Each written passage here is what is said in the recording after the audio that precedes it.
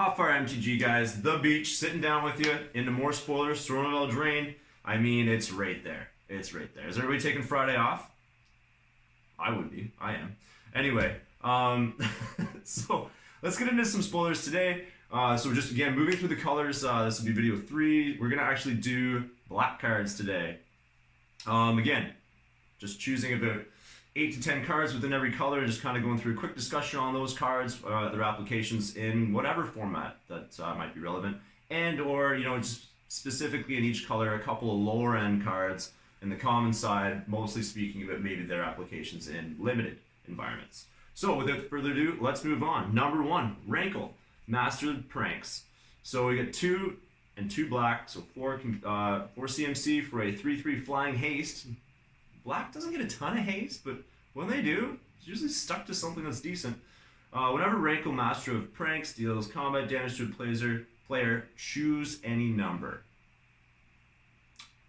You gotta love choices. And any card that has choices typically is gonna see a lot of play.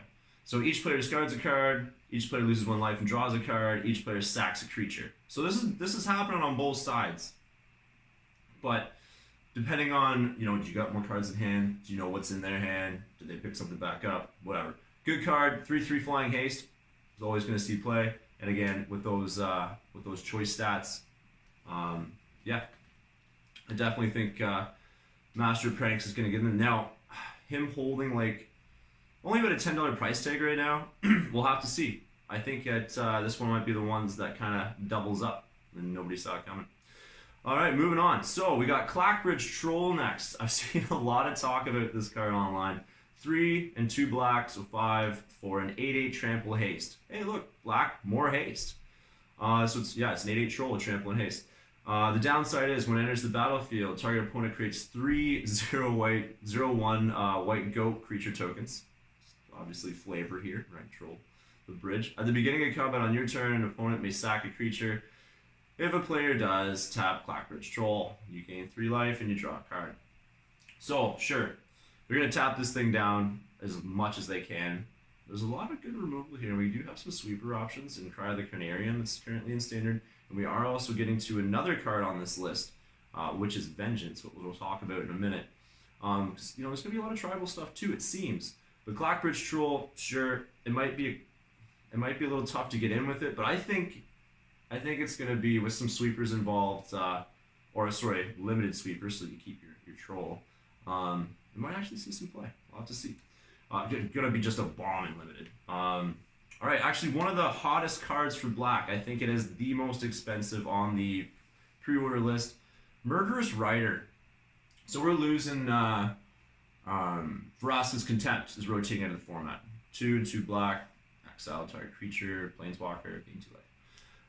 Murderous Rider, probably one of the best adventure sides. So anyway, Murderous Rider is 1, 2 black for a 2/3 lifelinking zombie knight.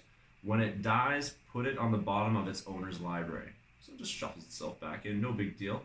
But the Swift and adventure sides where this card's sweet. So for the exact same casting cost as the creature, destroy target creature or planeswalker, you lose 2 life. So no exile effect, you are losing a couple life, but this is another instant speed, 3 mana removal, with a body with lifelink. So you're going to gain back up that life that you lost when you use the adventure side, provided you can get them out and just get 1 swing, 1 hit in with them. Anyway, great card. I think this one's going to be all over Standard until it rotates out. Absolutely going to be a paramount card. It's going to be in a lot of decks. So moving on. Black Lance Paragon. 1 and a black for a 3/1 human knight with flash, and when it enters the battlefield, target knight gains death touch and lifelink until end of turn. So we are losing. Is it Direfleet Poisoner? Was the 2 mana 2/2 pirate that had flash and I believe death touch. So again, 3/1 sort of pseudo removal. Flash it in, take out their biggest thing. Now this does also have lifelink, so you're gonna gain a little bit more life too, as well as take out their biggest thing. So yeah, absolutely, I think just an upside great card. Flash it at the end of their turn too, if you don't need to block with it. Like, there's a lot of possibilities.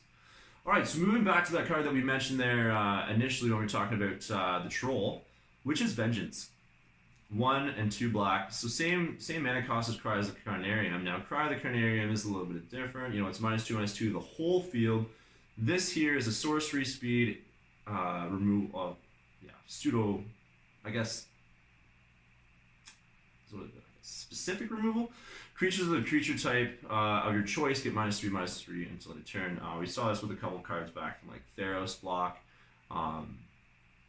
Anyway, control decks, anything playing black is going to have this in the sideboard at least.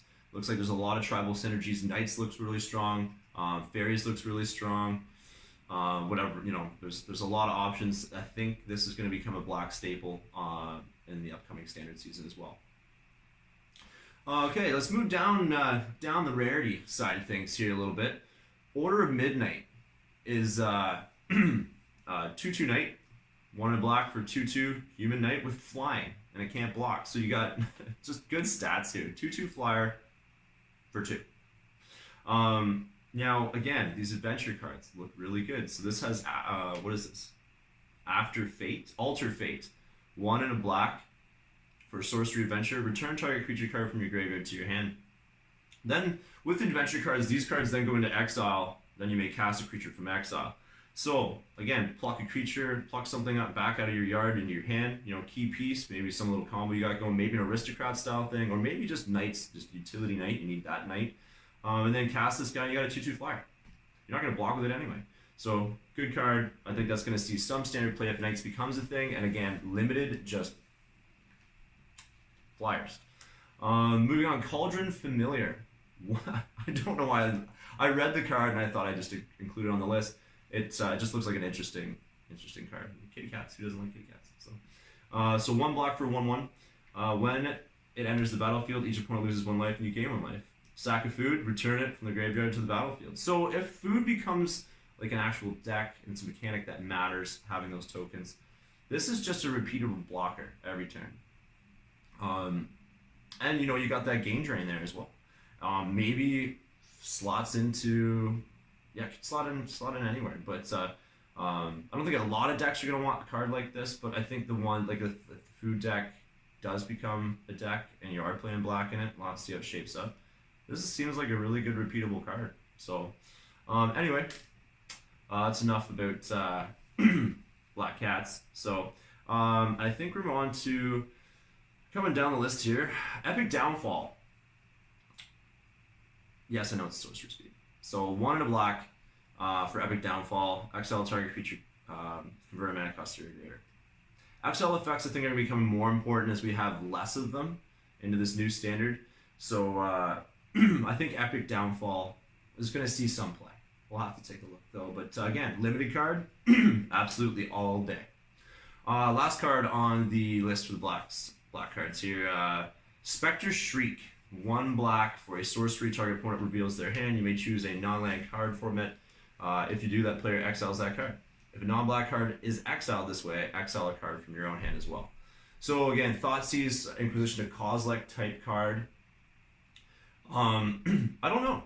I honestly don't know. This one's like sort of up in the air. Let us know what you guys think about this card actually. And you know, for that matter, any of the cards in the videos.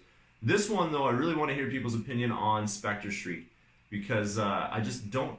Is it gonna be a thing? I don't know. I guess obviously if you're playing against another player playing black, this seems like very little, if not zero, downside. And then we'll have to see how big of a deal it is if you gotta exile a card out of your hand. But if you're ripping a 3-mana Teferi out of their hand and exiling it, I don't care. I have to throw away an extra card. 2 for 1 in on that. So anyway, that's all for the black cards there, guys. So we'll be moving on to blue next. Make sure that if you stayed all the way through with me, thanks, that you hit the like button and hit the subscribe button too, please. Really helps out, guys. You know, as we get further along, we want to do some street giveaways coming up, and we're gonna be doing some pretty cool Throne of Eldraine pack openings. So anyway, catch you the